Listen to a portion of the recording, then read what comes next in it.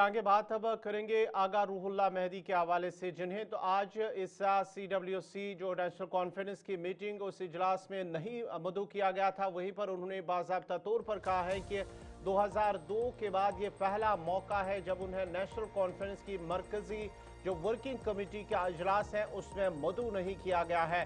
इलाहादा सियासी जमात बनाने से मुतल्लिक एक सवाल के जवाब में आगा रूहुल्ला मेहदी ने सख्ती से तरदीद करते हुए कहा कि उन्होंने किसी पार्टी से फासला इख्तियार नहीं किया है, यानी कि वो कोई भी जमात नहीं बनाएंगे और ना ही किसी नई सियासी जमात के क़याम के लिए किसी से उन्होंने बातचीत की है। उन्होंने नेशनल कॉन्फ्रेंस से अपने इख्तिलाफात का इआदा करते हुए कहा कि जमात ने रिजर्वेशन के मसले और 2024 के असम्बली इंतखाबात में किए गए वादों पर अमल नहीं किया गया है। ये आगा रूहुल्ला मेहदी की जानिब से कहा गया है।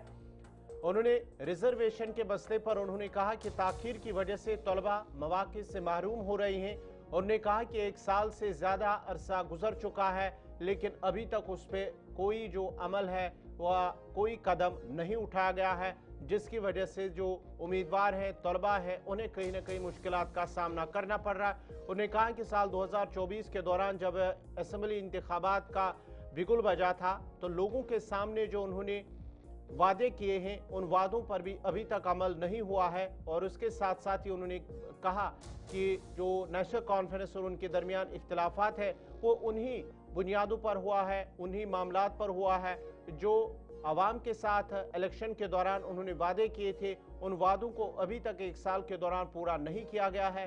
यही वजह है कि उनके दरमियान नेशनल कॉन्फ्रेंस और उनके दरमियान इख्तिलाफात पैदा हुए हैं।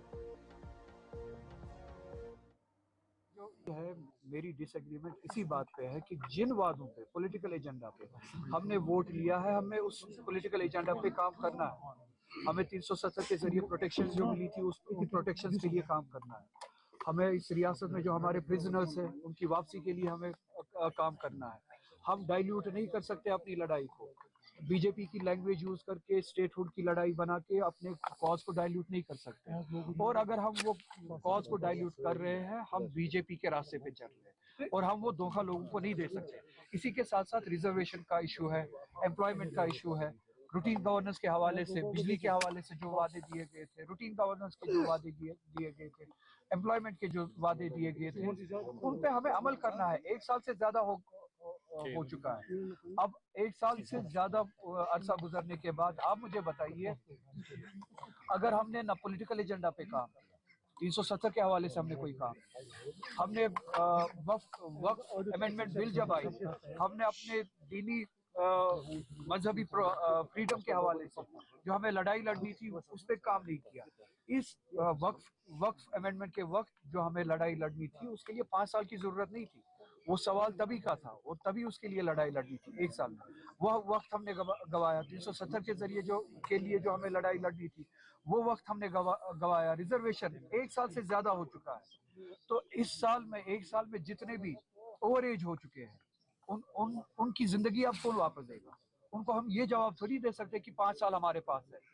1 साल में जितने भी ओवर एज हुए, जिनकी अपॉर्चुनिटी खत्म हुई है, क्योंकि हमने ये इशू हल नहीं किया, एड्रेस नहीं किया, अब जो ओवर एज हो चुके हैं उनकी अपॉर्चुनिटी, उनकी जिंदगी हमेशा के लिए चली गई। अब हम उनको ये नहीं कह सकते कि हमारे पास मैंडेट है 5 साल का। तो 1 साल के दौरान जो हमने काम करना था वो हमने उसमें कोताही की, वही डिसएग्रीमेंट है। पार्टी बनाना नहीं बनाना ये सब इन चीजों के लिए मेरे डिसएग्रीमेंट। इलेक्टेड हमारी जो गवर्नमेंट है, 1 साल पहले ही जिस गवर्नमेंट को हमने, जिन रिप्रेजेंटेटिव्स को हमने वोट दिया था, इस वक्त सफ़े अव्वल पे वो होने चाहिए थे वो कहाँ है? अगर हमने वोट लिया जो बुलडोजर यूपी में चलता है वो बुलडोजर हम कश्मीर में चलने नहीं देंगे। अगर हमने वोट लिया कि यूपी में जो ज्यादतियां होती है कम से कम हम कश्मीर में वो ज्यादतियां होने नहीं देंगे। आज जब गांदरबल में वही बुलडोजर चलता है तब हमारे लोकल रिप्रेजेंटेटिव्स कहाँ हैं? वो लोग कहाँ हैं जब जिन्होंने इसी प्रोटेक्शन के लिए, इसी दफा के लिए, इसी रिप्रेजेंटेशन के लिए वोट किया? हो सकता है कहीं पे एनक्रोचमेंट हुई हो, मगर अक्सर जगहों पे जहाँ पे मैंने भी यहाँ पे अभी बात की लोकल्स के साथ, कोई एनक्रोचमेंट नहीं, कोई खिलाफ वर्जी नहीं, कानून को बालाए ताक रख के एक बुलडोजर चलाया गया। तो अगर इस वक्त भी लोकल रिप्रेजेंटेटिव आपके सामने आपके डिफेंस के लिए ना हो, आपकी प्रोटेक्शन के लिए ना हो, तो हमने वोट ही क्यों दिया? तो जो निजाम यूपी में चल रहा था वही निजाम यहाँ पे एलजी के जरिए चल रहा था, वही बुलडोजर तब भी चल रहा था, वही बुलडोजर आज भी चल रहा है।